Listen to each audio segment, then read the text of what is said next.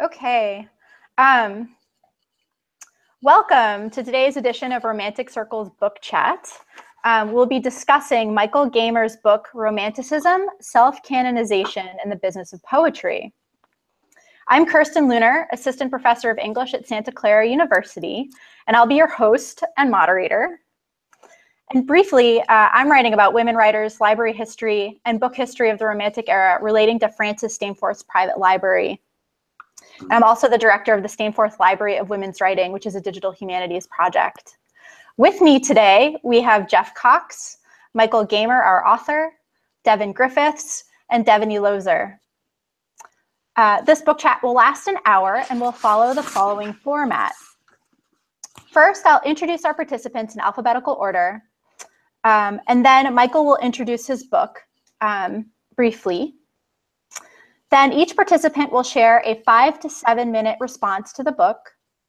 Finally, the author will have a chance to respond to these comments. And then after that, we will open up for general questions and comments and discussion until the hour concludes.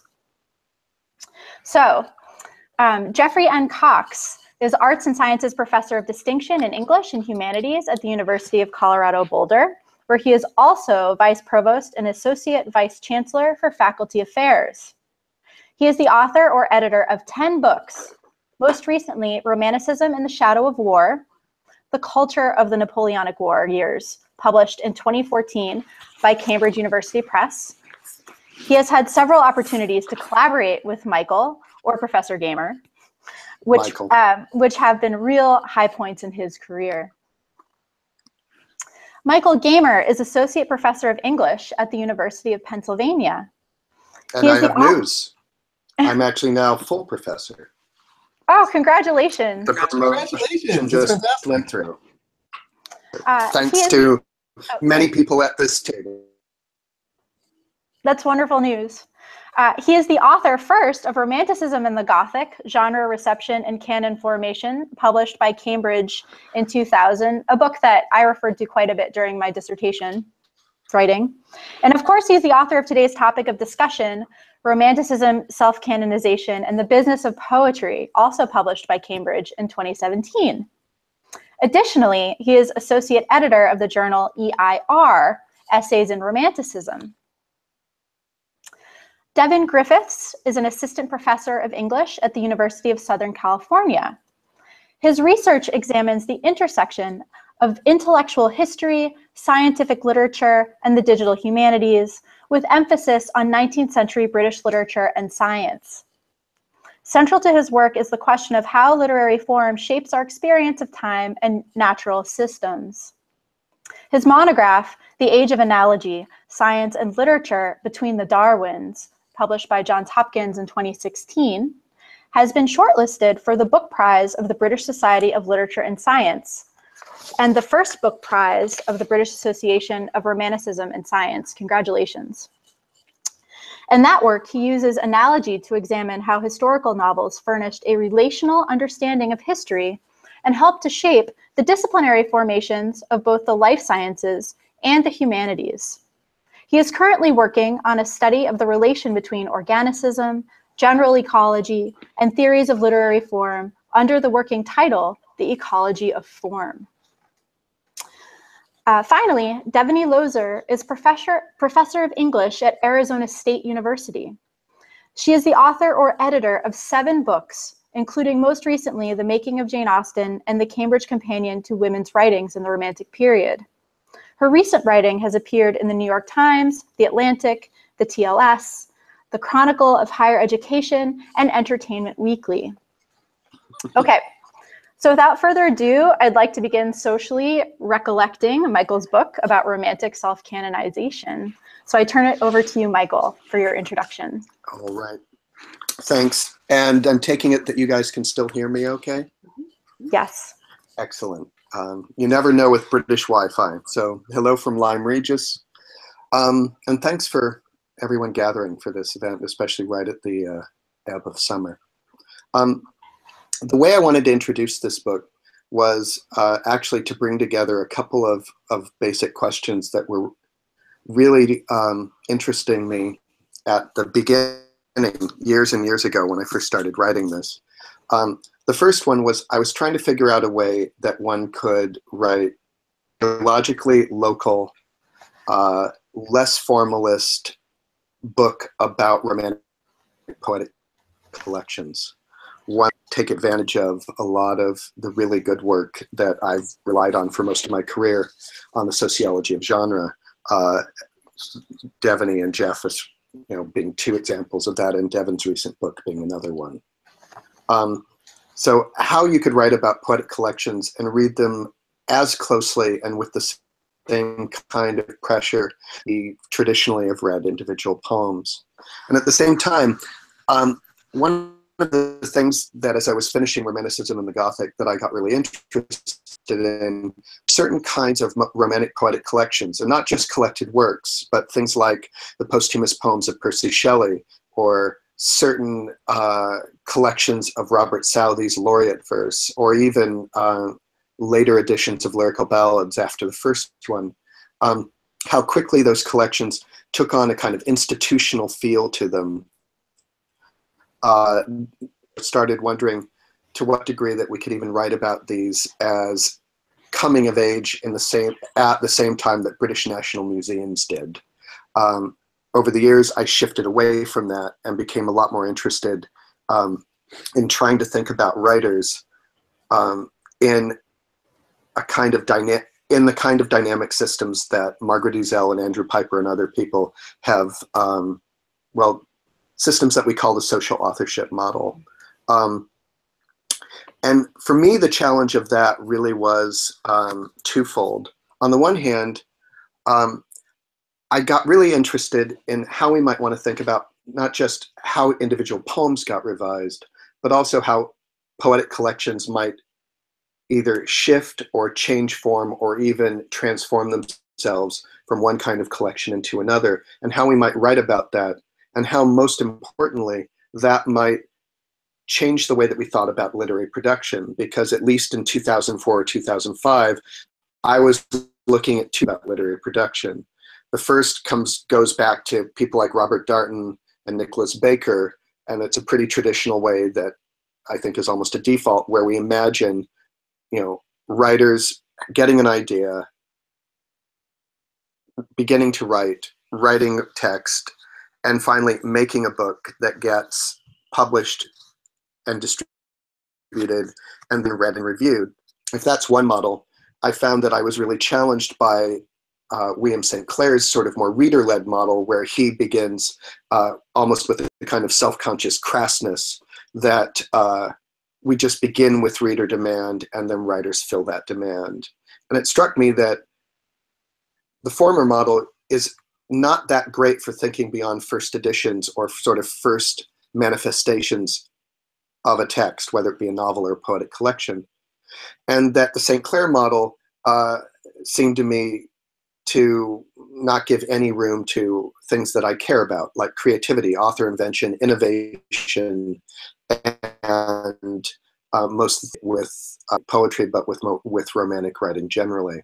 So I thought that maybe it might be worth trying to think about what would happen if we actually combined those two viewpoints in a way that focused on, well, the way that I put it is, I got really, really interested in thinking about that moment that we all experience, the one where you release a book into the stratosphere or into the marketplace, and at that point you really do lose control of it, and you have to, you have the mortification or the thrill of watching it get read, and you get to watch it get understood or misunderstood, reviewed or not reviewed, purchased or not purchased. And one of the things that I associate with a lot of romantic writers is their consternation in watching what happens to their creations, especially the first time that they find themselves in the world.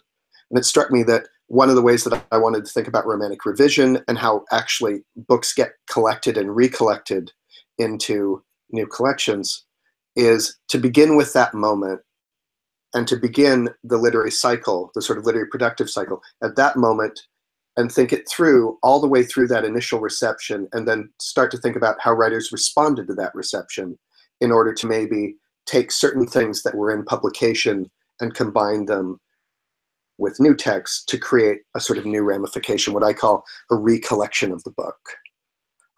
So how did Lyrical Ballads 1798 become Lyrical Ballads 1800? Or how did the poetry published by the Dellacruscan Coterie in newspapers, what happened when that got collected into and anthologized into volumes that had that were making real claims for the national importance of those poems, collections called things like the British Album? Or why is it that the version of Shelley that we received for most of the 19th century was one really invented by his friends and by Mary Shelley in the immediate aftermath of his death, and sort of perfectly coalesced in the posthumous poems? So that was the way I was really trying to think of the book. How do we write about poetic collections in a grounded way that takes seriously not just the forms they take, but also the circumstances into which they come into being and the tactics that writers engage to rejig or recollect them or remarket them? The final thing that I would say that I really wanted to think about was a really fundamental form and what I call literary packaging. In other words, one of the ways that we want, and one of the reasons why poetic collections are so good for that, is because poems have structures and forms. Collections of poems have a sort of structure or a sort of organizational logic. But then when you take that and you think about the relationship between the sort of more aesthetic questions that thinking that way raises, and the kinds of more economically grounded, especially but also politically grounded questions that get raised when we consider how a book is made and marketed and distributed and reviewed, it struck me that there was a pretty wide gap frequently in the collections that I was considering, and I really wanted to write about that relation. It struck me that the best way to do that was by thinking about this thing and thinking through this thing that I call the recollection, which is at once an activity, the act of recollecting previously published works and combining them in new ways to create a new form, usually for a new audience and a new demographic, but that's also a certain kind of book. So that is the book in a nutshell. There are chapters. The only chapter that I haven't mentioned, which is a favorite of mine, is the one on Robert Southey, which is really about how and why Southey collected himself after he became poet laureate, in ways that not only tried to make his career look consistent, but in ways where he constantly engaged in activities to try to not just keep the value of his copyrights up, but even hedge against the risk of becoming laureate when the poet laureateship was in such disarray and disrepute. So that is the book. Perfect. Thank you. So Jeff, you're up. You're our first responder. Well, thank you. And thank you, Kirsten, for setting up this conversation. It's a real honor to be talking about Michael's stunning new book, and it's a pleasure to be in conversation with Devin and Devaney, though I do feel like I need an alliterative name. I also want to note before beginning that what a real pleasure it is to read Michael's prose. Without ever sacrificing rigor or sophistication, he offers a powerful, pellucid account of some rather difficult matters. I mean, Michael can be dryly amusing, as when he takes up Southey's laureateship in insurance, but he can also be quite moving, as when he explores the acts of mourning that followed upon Shelley's death. The work is always of sparkling clarity and real energy. So I'm going to talk about a few things that I take away from his book, a couple of things that I learned. And I don't work without a script, so I'm going to be reading here. For me, Romanticism, Self-Canonization, and the Business of Poetry provides a powerful resituating of Romanticism through an interdisciplinary approach that brings together book history, legal history, and economics. It is particularly the attention to the business of literature that distinguishes Michael's approach, as he takes up the various ways in which authors recycle their work when they create, for example, multiple editions, publish works by subscription, offer comprehensive collected works, or work on anthologies. We tend to look at first versions of poems and sometimes at last ones, but Gamer shows how busy things are in between. While we might think of business and poetry as antithetical, Michael shows us how important commerce is to art, and also how the artist can use the literal tricks of the trade to her or his advantage.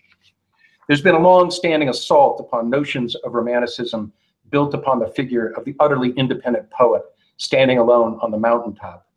But many of those correctives essentially dissolve the writer's subjectivity into collective identities or institutional structures. As Michael was just speaking about, his concept of recollection, of the various ways in which authors gather up their work for representation, brings into view both the material economic status of books and the writer's efforts to deploy literature's material and economic power. We get a more concrete book history, but writers are restored to a role in that history alongside publishers, compositors, booksellers. Michael's book begins with the question of why poetry is gathered at all, with anthologies and their creation of a canon being an obvious example. In a wide-ranging introduction, he tracks from the early modern period forward the ways in which authors and publishers collected poetry into books. This history leads him to a key insight that the late 18th century saw, partially as a result of changes in copyright law, saw publishers issuing popular collections in anthologies, creating what he calls the publisher's canon. A key feature of this argument is that the poets of the Romantic era collected themselves within the context of and in opposition to the canons being sold by publishers. Wordsworth, for example, is at the heart of this book, with Michael brilliantly showing how Wordsworth, through reordering and resituating his poetry in various volumes, sought to create himself as a national, even universal poet. Writing within a largely hostile, critical, and publishing environment, he quite amazingly manages to create himself as the English poet of his day, Romanticism's Milton. Within this framework of the business of poetry, and this is one of the other things I admire about the book, Michael performs several impressive acts of recovery. He contributes to the reassessment of women writers in his work on Charlotte Smith. His account of Smith's reorganization of her elegiac sonnets in various editions and her turn to subscription publication in order to capitalize on her fame is the best reading of that influential volume I know, not least because it treats the sonnets, often excerpted and read in isolation from their print context, as making up a physical volume, the meaning of which shifts as the collection expands or is reordered or is offered through a different publication platform. Then Michael, as he was just saying, makes us understand more fully the importance of the Della-Cruscans and of William Gifford's attack upon them.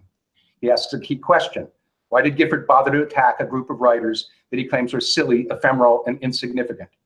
His Gamer tracks the work of the group from its origins in coterie conversations in Florence, to its existence in periodicals, to its gathering by John Bell, a powerful creator of a publisher's canon. As he collects them in an anthology, we understand how different media environments shape the public's understanding of the group and its writing. Michael shows that it is the attempt to canonize the Della-Cruscans through Bell's anthology of this worldly, cosmopolitan, and ludic poetry that Gifford found a threat to his own notion of a national canon. Finally, Michael's been an important voice in returning Southey to a central role among the Lake poets. The chapter on Southey is perhaps the most delightful to me, with its account of the contested laureateship, its plunges into the ways in which insurance works, and its analysis of a stunning set of Southey letters where art and commerce mix comfortably. Predictably enough, given my own interests, the final chapter is perhaps my favorite. This chapter expands beyond self-collection to examine Mary Shelley's editing of the posthumous poems of Percy Bysshe Shelley of 1824. Moving from Shelley's death and cremation through early attempts by Hunt and others to memorialize Shelley, to Mary Shelley's first attempt to present the posthumous body of her husband's work in print, Michael provides a convincing and moving account of how recollection can do the work of mourning. He also shows how Mary Shelley's posthumous poems, in his words, quote, typify that combination of material urgency, historical accident, and artistic endeavor that attend recollection, and more broadly, reception history. And in doing so, his project has, I think, interesting links to Devaney's work in her new book on the making of Jane Austen, where we see how the hyper-canonical Austen we now know is shaped by the materials of book history, such as illustrations, by the accidents of political history, as Austen is now seen as a strong feminist, now as a defender of a conservative domesticity, and by artistic endeavors of unsung Austen adapters. It might be interesting to think about Michael's book as demonstrating how we think through the life of a book during the life of an author, while Devaney's book shows how much after death an author's status is changed by little, nameless, and until now, unremembered acts of reception history. I want to finish briefly by pointing to a deeper theme in Michael's book and perhaps to pose a question. I think Michael, while seeming to be absorbed in paychecks and insurance policies, offers us new insights into the difficulties, almost the angst, of being a writer. As in his term, writers become authors as they move from the privacy of their study or the comfort of a coterie into the public world of print. They clearly hope for monetary gain as well as fame, but they also put their private selves on view and at risk. Michael makes it painfully clear how much a writer's sense of self-worth is dependent upon the people she will never know. For Michael, this is tied up with ideas of ownership. He sees, for example, Wordsworth in the poem Michael, thinking about the ways in which property can be lost. That, as he puts it, quote, "To publish a poem is ultimately to lose ownership of it, usually before it can pass on to one's heirs." To this, I want to ask, is the only kind of authorial ownership we want to discuss tied to copyright? Do we think Wordsworth would no longer feel identified with, say, Tintern Abbey, even if he couldn't profit from it? Is there a way in which art provides a kind of unalienable property, even in a world of alienated labor? It's such large questions that this lovely smart book prompts us to ask. Thank you, Michael. Thank you. Devin, I believe you're up next. All right. Well, I'd say I just feel very excited to be a part of this and have a chance to celebrate it with such an august company of scholars. And just to be able to celebrate a book that I have had the privilege of reading for a little while. And I just, I've been a huge fan for a long time. So now it's out in print, I get to rave in person or virtually in person. It makes me happy. So Michael's book, and I also prepared my remarks because I'm nervous. But Michael's book, Romanticism, Self-Canonization, and the Business of Poetry, is an extraordinary and rewarding study of Romantic publishing and the role that collections, especially self-authored recollections, in which authors gathered and produced an authorized edition of their previously published work, contribute to the canonization of Romantic poetry and the peculiar legacies of Romantic authorship. And here I'm reminded of what I remember as an earlier working title for this book. It was Recollections in Tranquility. That's Recollections Possessive in Tranquility, one word. And while I think maybe that title ended up being a little too on the nose, it's a title I've kept thinking about as I've read it and read it again this time, because I think it's a book that's designed and really succeeds in disturbing and even detonating some of the seemingly tranquil formations around the Romantic author, particularly in a sort of afterlife and posterity. So this is a critical project, I think, that's truly critical in the sense of important.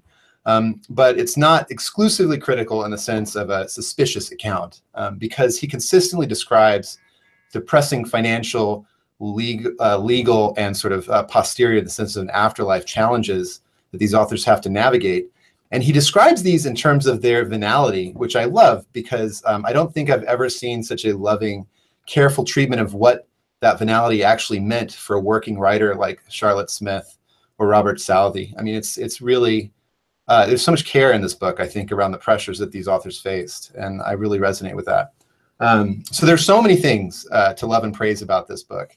And Jeff mentioned the prose style. I mean, it's marvelously and beautifully written. I mean, just full of these gorgeous sentences. But there are also many sort of interventions that Michael makes that I resonated with. The way it recognizes how large publishing houses like that, operated by John Bell, were perceived as something like transnational corporations that disrupted traditional authorial and editorial relations. The amazing way that Robert Southey mortgaged his laureateship, and so anticipated and hedged against the laureateship's calamitous effect on his poetic reputation, in effect gambling against his own career. It's just an incredible chapter. Or in his finely tuned passing observations, like the effect of the Dellacruscan poets in inaugurating the popularity of public poetic flirtations. That's something I'd love to see placed in a longer view of poets like the Brownings. Or the observation that successful satires like William Gifford's Baviad or Canning and Frere's Loves of the Triangles have to be read against the grain, precisely because their success and notoriety marks a successful overwriting of their investment in the original object of their concern. The way in which they sort of can leverage a radically alternative critique against the thing that they're writing against. And especially I admire the powerful, extensively argued case that the notion of a disinterested, sort of a serene romantic author went hand in hand with the more venal romantic writer, and that in a deep sense they were co-conspirators and collaborators in print. So not just intention, but sort of co-productive. But I want to focus here on what the book argues about the nature of collective or social authorship. So it adds, I think, a lot of fine texture to the sort of critique of authorship that was launched by Roland Barthes and Michel Foucault. But I think his description of collective authorship here goes even further. So Adrian Johns has more recently talked about collective authorship in the context of scientific publishing, where a collective authorial identity became a way to, in the early modern period, negotiate between the demands of authorization on the one hand and the problem of collective responsibility on the other, a way ultimately towards the publishing strategies that would secure ethics of objectivity. But I think Michael's book takes this kind of collective authorship up early on when he talks about the collective features of Delacruscan authorship, for instance, insofar as they were sort of a community of poets riffing and improvising in nearly live fashion through print media upon each other's verses. But in a longer view, I think we might say that such a notion of collective authorship captures also the communal dimensions of romantic authorship more generally, their deep intertextuality, the way that they cite and engage each other, boosting or poo-pooing each other's work. And more broadly, we might say that such a collectivity upsets unidirectional questions of influence or anxious redress that have sometimes been used to think about romantic authorship. But I think, as Michael shows, if we widen that notion a little more as a way to characterize the collaborative network of printers, publishers, writers, and reviewers, that larger network that mediates and determines everything from the circulation of texts as physical artifacts and the communities which would engage those works and produce readings of them, becomes a really rich way to think about not just the cycle of print production, but the way that authorship is a collective labor, as sort of an effect of the network rather than something that produces the network. And lastly, I think its book also shows how if we put even heavier weight on that term collective as something like recollective authorship, we get even more uncanny effects. Because these acts of recollection are not, as Michael shows, simply attempts to renegotiate the terms, interpretive, financial, and legal through which specific writings operate, but more generally they mark an engagement with what we might call the agency of those poems in the world, as mediated not exclusively determined by other human actors, restoring a sense of their vibrant activity as they continue to be read, circulated, reprinted, and pirated. I noticed when Michael was talking earlier about the aims, he mentioned how these collections transform themselves. I think a sort of locution that points to just this kind of agency. So an example he gives right at the close is Percy Bysshe Shelley's posthumous poems. And to recount what Michael explains, it was a collection that Mary Shelley originally designed as an immediate intervention into the reception of her husband's work rather than a more lasting monument. But her subsequent efforts to bring out a more complete edition of Shelley's writings were forestalled by the intervention of Shelley's father, who bought up all extant copies and threatened to withdraw support of any further editions or collections. And Michael notes that far from having its intended effect, this led to at least 7 unauthorized editions that took the posthumous poems as their models. In a sense, this solidified Mary Shelley's earlier treatment. But in such a case, I think it sort of demands that we ask, what network of agencies produce this kind of phenomenon? I mean, it ran counter to the intent of Mary Shelley or Sir Timothy Shelley, and it certainly marks a gap, as we would normally think, between authorial control and reader demand. But I also think it's tempting to suggest that this implies something about the vitality of poetry and its collection as material and semiotic actors once they're in the world. Here, the notion of collector authorship brushes into recent work on new materialism, I think, giving a sense of poems and their embodiments as vibrant agents in the world. So Michael makes Shelley's Unburnt Heart a kind of emblem of this uncanny agency, and I'm totally persuaded by his account of how romantic authors, when they engage in acts of recollective authorship, are forced to confront the sort of unmasterable, potentially unquenchable vitality of poetry out in the world. And so now that Michael's book is out, and as it were resurrected, I'm really excited to see the things that it will do. Great. Thank you so much, Devin. And Devaney. I'm just going to jump right into my prepared remarks too. Thank you, Kirsten. It's my pleasure to be a part of this conversation on Michael Gamer's important, timely new book, Romanticism, Self-Canonization, and the Business of Poetry. We already heard Jeff Cox and Devin Griffith's sense of its argument, significance, and impact. So what I have to say is certainly going to overlap with some of the points they've already made. But if Michael's argument in this book tells us anything, it's that repetition and recollection, or as he cleverly reframes the word recollection, matters.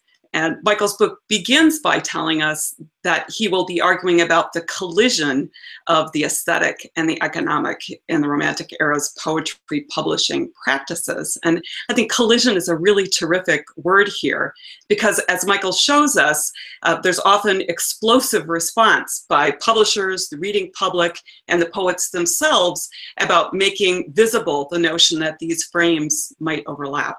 So I think what's excellent in Michael's work is his showing us that sometimes the collision is in fact a collusion. It comes up on page 5 in what he calls capturing the poets' careers in all of their compromised venality, a word that Devin picked up on too.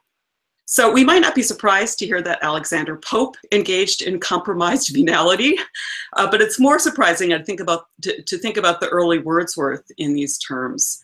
What's beautiful about Michael's book is that he describes that alleged authorial venality not in terms that set out to foreground excessive greed or monstrous ambition or aesthetic failure, but instead he seeks to describe poets' motivations to gain lasting fame and readership for their daily bread and for their heirs, to make a living and to get by. So his case studies of the likes of Robert Southey, William Wordsworth, Charlotte Smith, Mary Shelley, and others, as both Devin and Jeff have mentioned, present accounts that are primarily focused on sympathetic literary ambition, canny career artistry, as well as poetic artistry. And I think sometimes we might call this negatively branding, but I think Michael leads us to see the positive possibilities of a kind of romantic branding.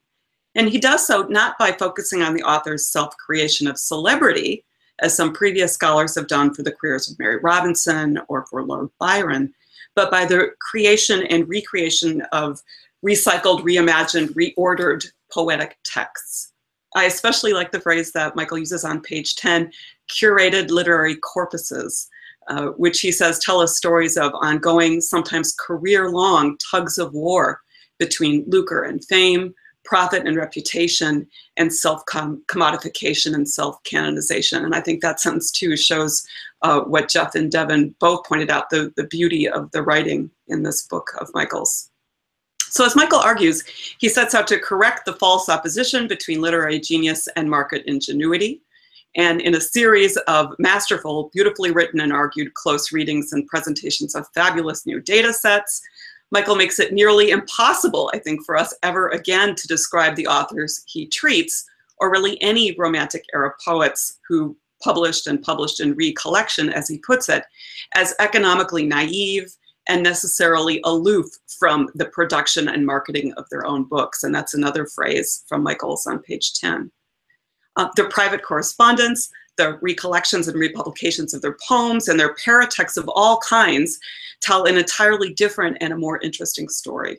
So even today, after a body of work has emerged on the history of the book, on literary culture, on authors in the public sphere, I think we still have a tendency, as Michael points out, to talk about canonization being something that is beyond the poet's control.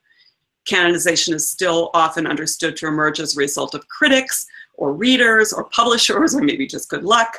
But what Michael shows is how many of the poets made efforts toward, with varying levels of success, what he calls self-canonization, both for their present financial security and their posthumous reputation and earnings. I think I would point to the material Michael presents on Southey as especially instructive, spending, as the poet did, such significant energy turning his poet laureateship into life insurance. And I think Michael uses that concept of life insurance in some really capacious, fascinating ways. So it's remarkable how bent on this venture Southey was as he became laureate in his 39th year. Now, as someone interested in age studies, as I am, I found Michael's arguments and data particularly instructive on thinking through literary machinations or poetic career shaping and what we might call today middle age, and what was then more often called the middle period. So Michael's book focuses beautifully on poets imagining their own deaths and afterlives, or in Mary Shelley's case, and managing her late husband's afterlife. And he shows the many conflicting, colliding impulses at stake in such ventures. And I hope that Michael will hear more from you about whether you see the patterns and data that you've collected as having any particular further resonances based on age. I'm especially excited about the ways that Michael's work allows us to see authors preparing for old age and financial security should they outlive their fame, and what that may say about the fleeting nature of romantic poetic fame. I've certainly thought about these things in my own work, and I'm really grateful for the new ways of thinking through them. Thinking about royal pensions and civil list pensions is one thing, but what Michael's work helps us see is that poets were canny manipulators who were remaking already existing selves, as he puts it. So I also look forward to hearing more from Michael about his finding that poets cultivated a range of authorial models, from the more pragmatic, from the most pragmatic to the most ideal, as he puts it, a finding that valuably and persuasively helps us expand our understandings of poetic authorship in the Romantic period. Just to say by way of conclusion, I think Michael brilliantly unearths for us the author poets who were not only independent geniuses, but who were, as he puts it so eloquently, writers whose creative impulses were constrained, highly mediated, and all the more compelling as a result. I congratulate Michael on this fine work of scholarship, and I'm eager to hear him speak more about its implications and how he sees his own and others' future work more productively moving forward from this significant and even monumental, the wake of this book. Thanks, Michael. Thank you so much. I want to turn it back to Michael for a moment just to let you respond to these really rich comments we just received before we move into open discussion. Well, other than wanting to weep, because I'm just very pleased that you even wrote it and liked it, let alone that you'd be willing, live and in person, or at least in remote person, to say such kind things. Everyone here knows that this book took a long time to write. I do want to answer some of the questions, but there's a weird way in which I wanted to talk a little bit about methodology first, and maybe as a way of also getting at Devaney's final questions. In some ways, hokey as this sounds, I really wanted to write a book that still read poems really hard, and yet brought to that table quantitative analysis, statistical work. I wanted to work with illustrations, especially the kinds that are, that authors commission in their own books. That was really important to me after I finished Romanticism and the Gothic, that I really wanted to see if the lip service that we were paying back to interdisciplinarity back in, say, 1999, if there was a way that the bit I do know about economics and other sort of approaches like statistics, if I could actually really use that to make, for lack of a better way of putting it, stronger but also more moving cases. And the way that I'd want to answer Jeff's question is, much as I admire Andrew Bennett's work, who's written 2 really good books on romantic posthumous writing, I always felt like he was taking some romantic writer's word for it a little bit, even as he was beautifully and thematically sort of showing all the ways that romantic poets like Keats or Shelley or Byron, Mary Robinson, sort of imagined themselves as already dead. And the thing that was most thrilling to me to try to show in this book, that actually there's a way in which the Southey chapter really was the thing that broke through, and then I still had probably the most fun writing the Charlotte Smith chapter. The thing that really broke it through was realizing that the very moment that Wordsworth was coining all of his ideas for imagining the author as a genius who has to create the taste for which he will be appreciated, just as he was coming up with that, he was simultaneously writing letters to his publisher saying, how much is it, how many books have I sold? Did it work effectively? Did this marketing ploy of saying I'm writing for posterity work? And at the same time, he was also writing to anthologizers like Robert Anderson saying, I really admire that 14-volume anthology of yours, and if you ever get to do a second edition, you should really include all of these poets as well as local poets from places like Cumbria. So finding him doing all those things in the same year, it was sort of probably the moment that I got really excited to write the book in the ways I was reimagining it. But also, it's a way of getting at, on the one hand, Jeff asked, is this the only way to think about creativity and the power of poetry? And the answer is absolutely not.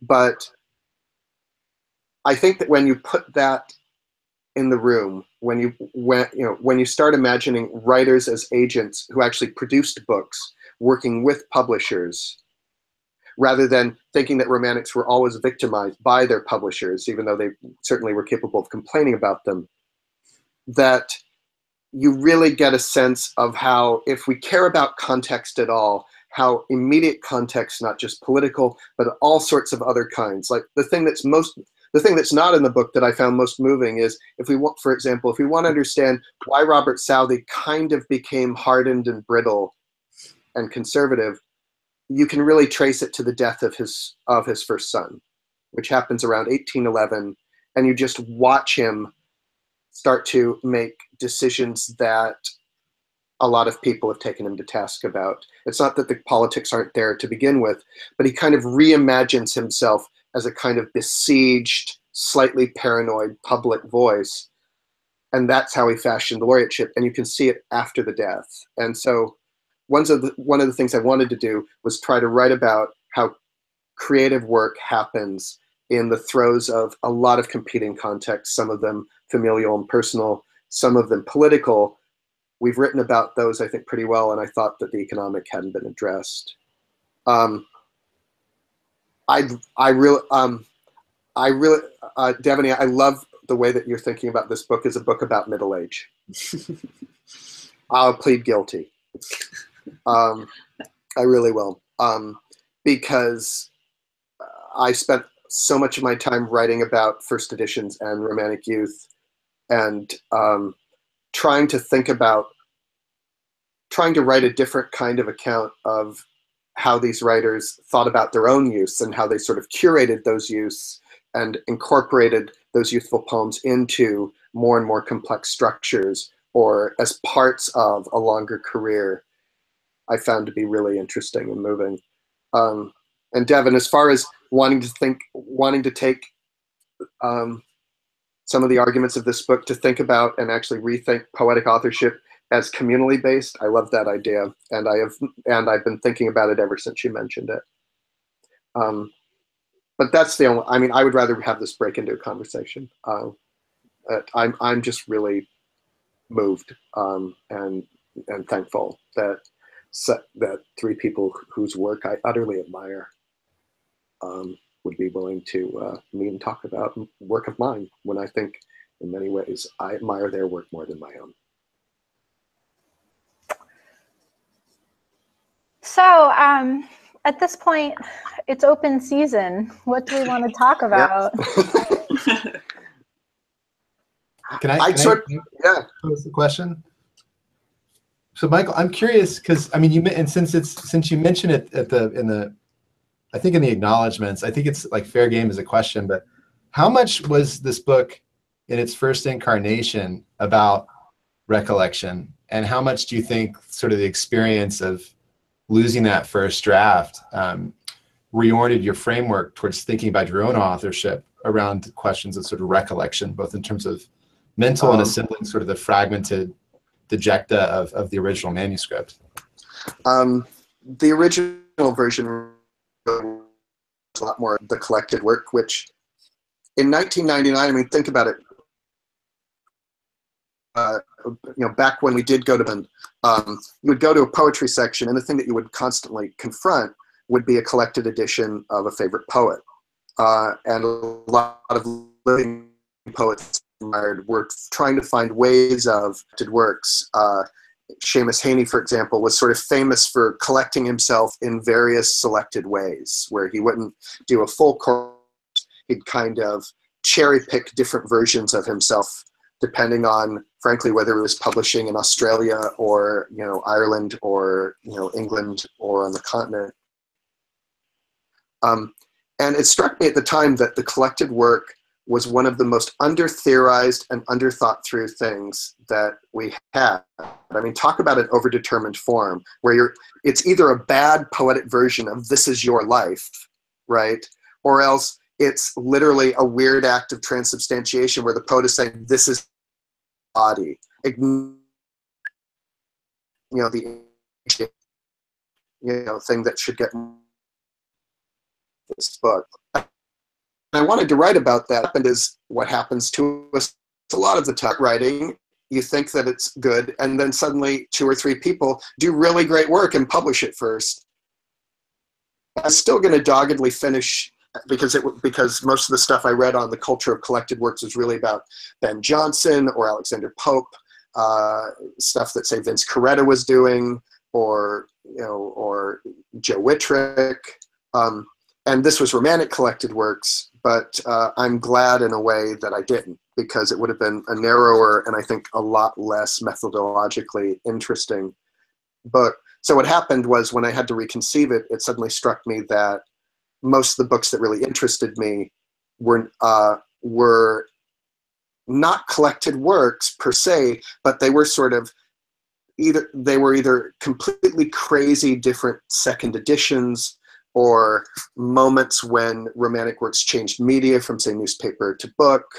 And it suddenly struck me that this thing that I was associating, this authorial activity of literally recollecting oneself, that I was associating with collected works, was actually a much broader thing, and actually had a lot to do with any book we write, even a new one, right? Like, even if, I mean, Devaney, you just finished an Austen book, but I guarantee you that the way that you thought about that Austen book had everything to do with how your previous work on Austen and aging and, women writers, how those earlier books were received has shaped how you did it. So I don't even think you have to take previously published works and incorporate them back in. I think publishing and people start responding, there's a way in which any new literary production that you start with begins with the reception of earlier work, which is why I wanted to think about recollections as sort of receptions to the act of reception. And that struck me as fruitful and fun. And then the question became whether I could ever finish the book, which arguably I might have, but I'm not sure. Yeah. But so I don't know if that helps the conversation. Can I jump in? May I? Yeah. So while reading this book, I was thinking a lot of it as a recollection of your first book, to be honest. Oh, God. Especially with the way it ended, right? So we're reading about Percy Shelley's body being described in Trelawney's prose, and the way in which Mary works so hard to sort of replace that portrayal in the media with her own edited volume of his posthumous poetry.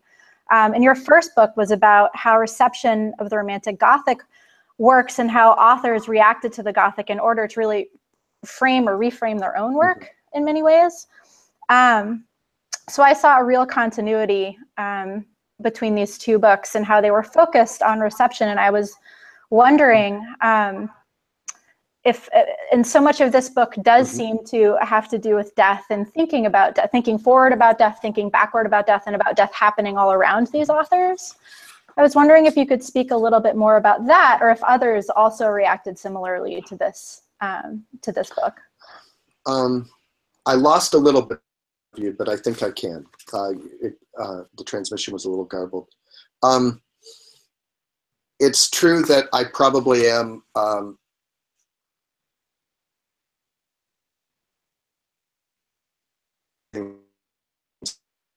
to be just the way I think about it. One thing you should know is actually that that Romanticism, the Gothic, originally was going to close with a chapter that was called Dispersing Wordsworth and Collecting Shelley. which was going to be about the 1815 poems and really what happened to the lyrical ballads of the 1815 poems, and about Mary Shelley's posthumous poems. And basically I ran out of room and time. And so the notes I had for, like, I took the notes for the Shelley chapter back in 1995 through 98. And I just thought that that was going to be one of those, chapters that never got written. This book, there were some chapters that did get written, but then that I simply couldn't rewrite. Like Haunting this book is a chapter on Coleridge's Sibylline Leaves. This book also is a chapter on the burning of Byron's memoirs and the commissioning of Thomas More to write the official biography that was in the multiple volume 1832 John Murray Collected Byron. There was something that was going to maybe be a coda on Scott, but on how Scott collected his own poetry, not on the magnum opus edition. There was a long piece on Mary Robinson and Mary Robinson's memoirs that was kind of a bridge into the Byron piece, because I was trying to think about the burning of Byron's memoirs as kind of a scandalized response to the earlier of Robinson's memoirs, and thinking about Robinson as a kind of model for Byron after Byron's death, or at least as maybe not a strong ghost, but at least, because it was 20 years earlier. The ghost, the weird and really, I won't just say bleak duckers.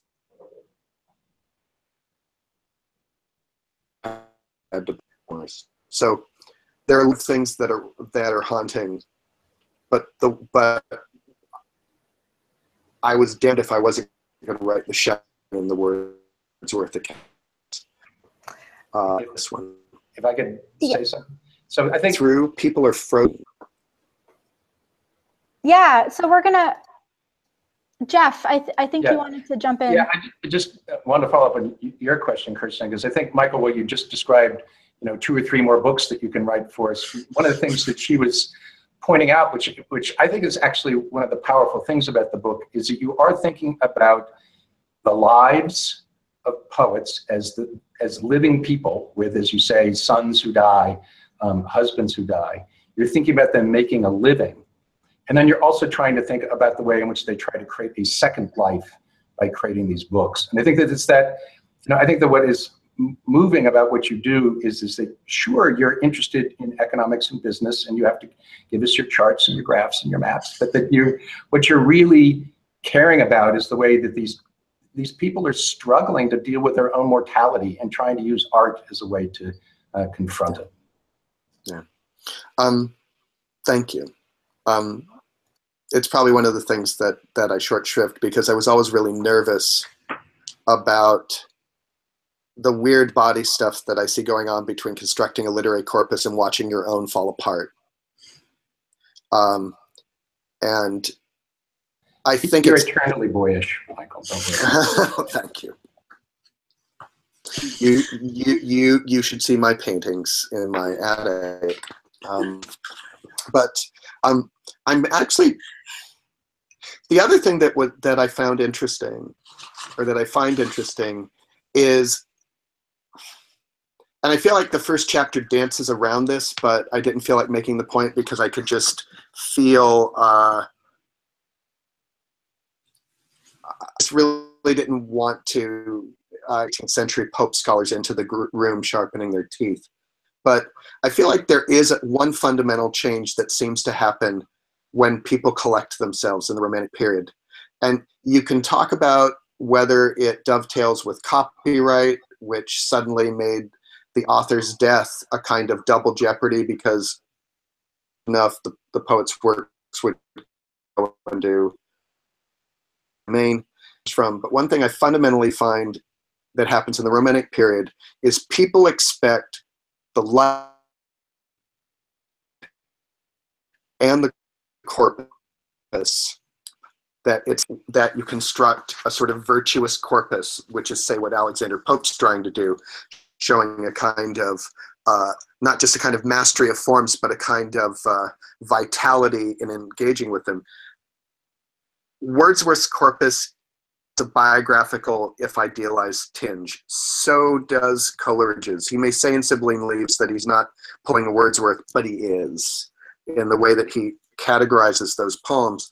And a lot of the way these poets are reviewed has everything to do with whether the self that they put forward in their art, that they try to craft, the life they craft there, whether it lines up with some shitty thing that, say, someone knows about Shelley during his school days, right?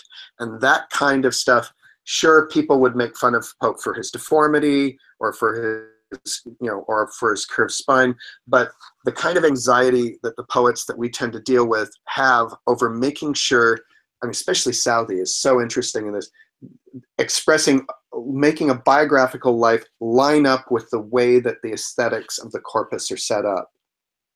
And not just when you collect yourself, all the time, right? The 1807 poems in 2 volumes by Wordsworth are an interesting example. The Della-Cruscan stuff is a perfect example of just trying to make what is known about the author's life line up with how the collection is set up. That seems new to me. And that might be anxiety over that those two things have to line up, might be what's feeding the vitality of the engagement between the two.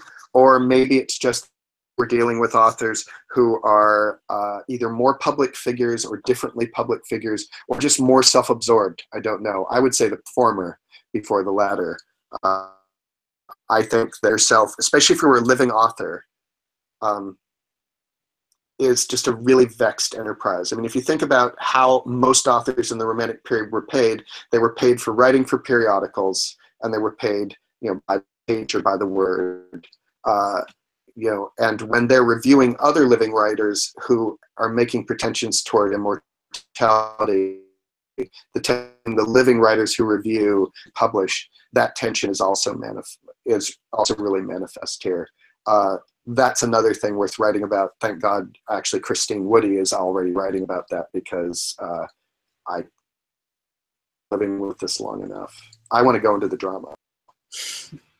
And not just act, but direct. I think we have time for 1 or 2 more questions. We have about 5 minutes left. I have something I'd love to comment on, just because Jeff mentioned the data and graphs and charts, Michael, and I just want to make sure that your listeners understand the way that you've really compellingly put together quantitative, distant reading, close reading, and biographical reading in ways that I think are creative and fruitful and beautiful. But I wonder if you talk a little bit more about the subscription list work that you did for the Charlotte Smith chapter. No, because it's fabulous. It's really fabulous. Thank you. So we've all been there, but so I wanted to write about Charlotte Smith's 5th edition of Elegiac Sonnets, which she published by subscription at somewhere between 5 times. And I wanted to write about that. And I suddenly realized that I might need to understand a thing or two about how subscription publishing worked. And so I started reading about it, and I read books like Adrian Johns, who writes a little bit about it, and The Enlightenment in the Book by Richard D. Scher, and stuff that I think it's Dustin Griffiths did on patronage, and a lot of stuff that, say, I'm trying to remember who it is. Robert Darnton did a little bit, but then I'm just blanking on his name. James Raven had written a lot about British publishing. And I found a lot of smart stuff, but what I also found is that there was a lot of quoting of one another and a lot of contradictory stuff. So you would have one person saying, well, subscription was a way of getting around the usual vehicle of like the usual demands of publishing, and therefore it had to be the sort of, it's a perfectly logical thought. It had to be active to people who didn't have the same access to publishers that, say, therefore working laborers like Burns or women writers must have been attracted to. And Yeah, Burns published well by subscription, and there are a lot of early 18th century examples of it. But I just kept thinking about it, and I finally just decided that I wanted to actually see if subscription was more attractive. And luckily, when I was at the Huntington Library, I ran into some bibliographies published in the 60s and 70s, bibliographic.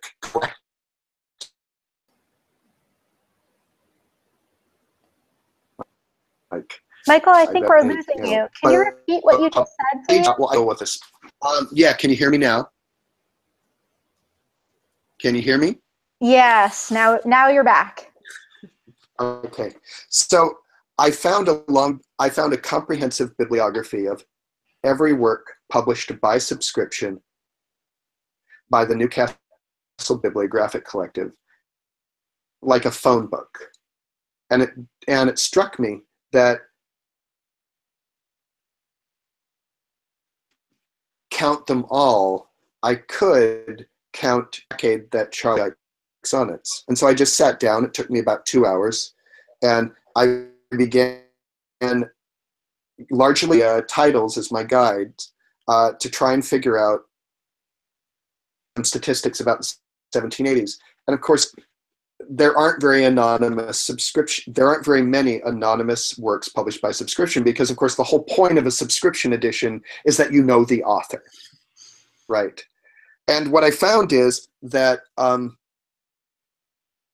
very, very few books published by subscription were published by women, far fewer than you would suspect. And so I just checked that against the 18th century, or the English short title catalog, and found, actually, contrary to what everyone was telling me must be true, that at least in the 1780s, far fewer books published by subscription were published by women. Position that subscription became very popular in the final decades of the 18th century. That was easy too. All one had to do was check the percentage of books published in the 1780s by subscription compared to regular books. It was still between 2 and 4%. What happened, which is why people were reacting, was that a lot more books were published in the 1780s than in the 1720s, but the percent that were subscription rose at the same rate. So it was just proportional. One of those things where every once in a while, when you see people who are either making suppositions or quoting each other, I finally just wanted to actually go to some numbers, because I kept running into very contradictory accounts, especially about whether women writers would like subscription, which made no sense to me, given that if writing yourself is already a kind of public act that gets compared sometimes to prostitution, then selling those works directly to the public rather than having the mediation of a publisher seems doubly dangerous that way. And in Charlotte Smith's case, her husband up in Scotland, saw an advertisement for the subscription edition, snuck across the Scottish border, and held Charlotte Smith prisoner for about 3 weeks, raping and trying to get the subscription money from her. And he finally, but I can't imagine the trauma of those 3 weeks. It really shakes her, because it's one of the first times she needs her publishers to almost intervene for her financially. Like, she needs them to hide the money. She creates an elaborate money laundering scheme so that Cadell will give the money to, can't remember who the first one is, but she essentially lines up 3 people who are going to take the subscription edition so that Cadell doesn't know who has it. So that if Benjamin Smith showed up, he could say, we don't have the money and we don't know where it is and we have no written record. So she had to create basically an elaborate money laundering scheme to keep her husband away. But this was set up by subscription, which was lucrative, but as you can see, not very attractive if you're a woman. So process. It took a while. And it ends up taking up 2 pages of the book. I have to say the Charlotte Smith chapter is my favorite chapter. I'm glad. Thank you. Well, it was the last one that got written. We've concluded our hour of discussion, and I just want to thank all of you so very much for participating in this Romantic Circles book chat on Michael Gamer's book. Here it is, Romanticism, Self-Canonization, and the Business of Poetry, complete with my colored flags. I want to thank you all for your time, and yeah, hope to see you all soon. All right. Great fun. Congratulations, Michael. Congrats. Thank you, everyone. Thanks for coming. Yeah, it's marvelous. Bye. Bye.